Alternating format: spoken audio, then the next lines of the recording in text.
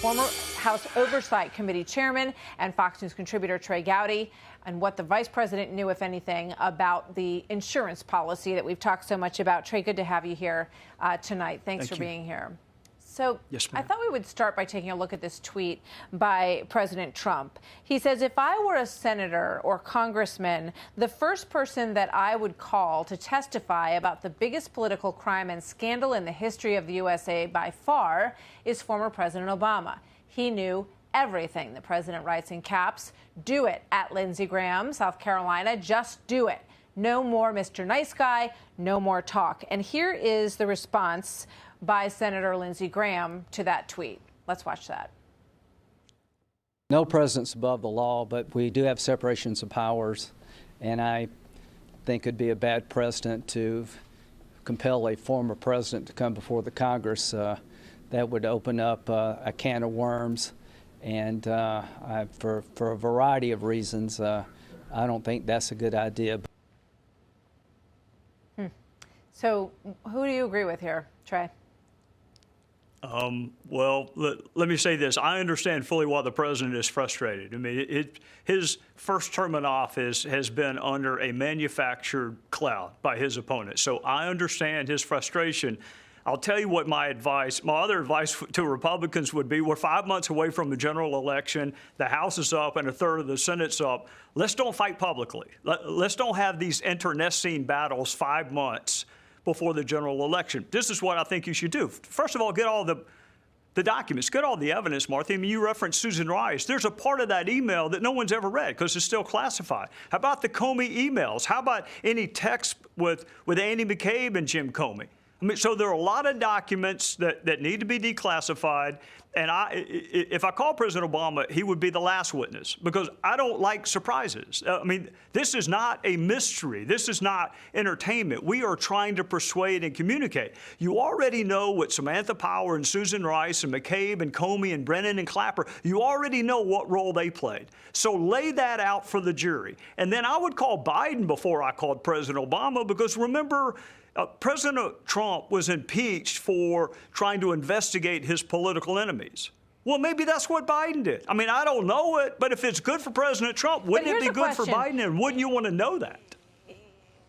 Here's a question. You know, with regard to the names on this unmasking list, it's my understanding that it may or may not mean much, that some of those names are there because someone else asked them to, put their name on the unmasking request, and that perhaps, the person who was behind most of the desire to unmask those doesn't have their name on that list at all. Does that add up to you? Do you agree with that?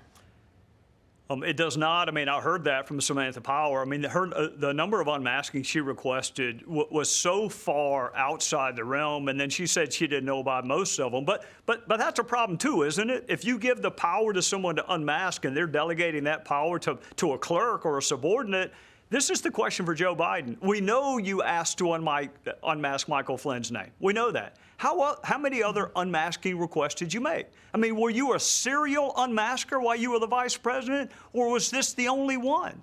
I can't answer that question, but I think it's really relevant. I mean, let me ask you this, because, in terms of this battle over whether or not this should go so far up in terms of investigation into Joe Biden or President Obama, there's no indication that the Department of Justice or that John Durham are considering either one of those two people that I just named in their investigation. And we know that because of something that the Attorney General said in an interview with Hugh Hewitt just a short while back at the end of April. Watch this.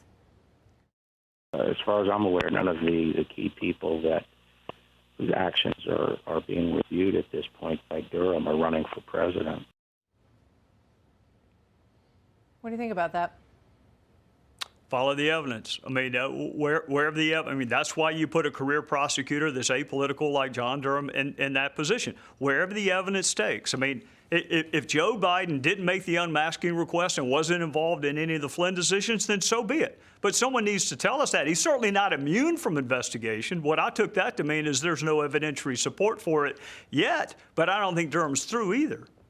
You won't know it until you talk to the witnesses. I mean, that's kind of my point with the FBI. I mean, you don't know who leaked until you ask them.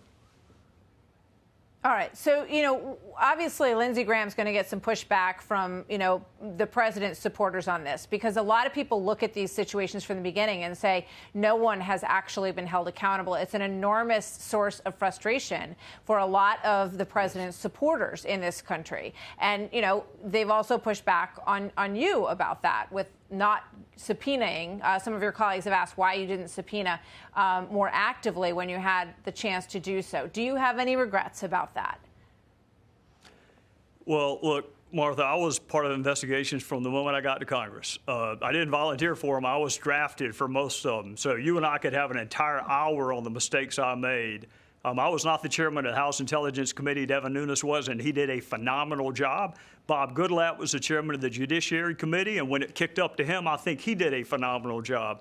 So whoever thinks that I failed to issue subpoenas either doesn't understand the way Congress works or just wants to do a drive-by shooting. And I'm not running again, so I don't know what threat I posed to them, but there are plenty of things to criticize me for. Just don't pick the wrong one.